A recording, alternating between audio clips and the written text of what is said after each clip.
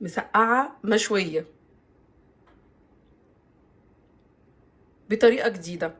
المسقعه اللي احنا متعودين عليها طبعا كل حاجه بنقليها في الزيت، فكميه الزيت اللي تبقى في المسقعه ومتسبكه كمان.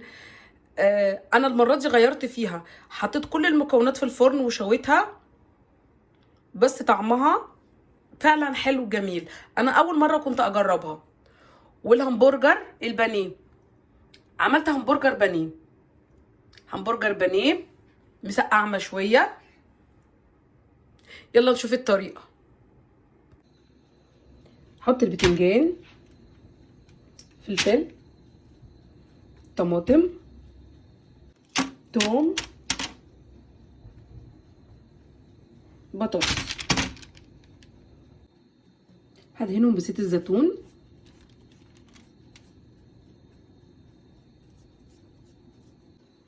وهدخلهم الفرن يتشووا.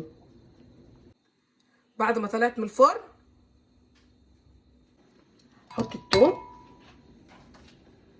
فلفل، بتنجان،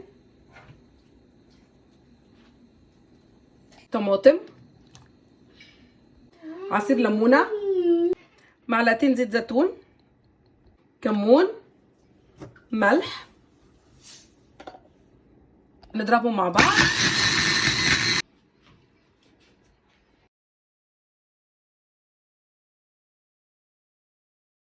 هضيف البصل، هضيف الملح، الفلفل، مستكة،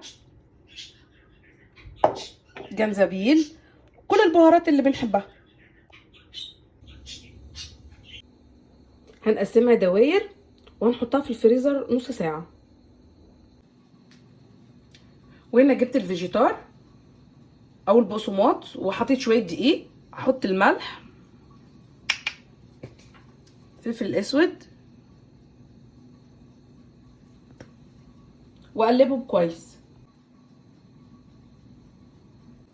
بعدين هجيب اللحمة اللي انا كنت سايباها في التلاجة، حطيتها حوالي نص ساعة في الفريزر عشان تمسك.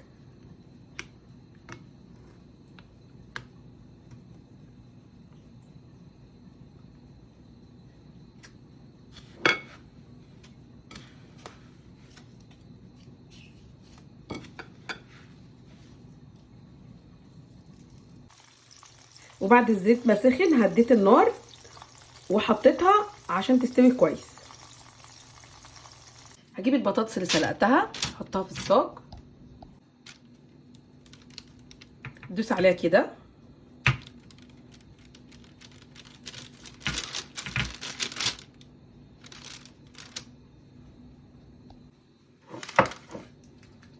هدهنها بصفار البيض،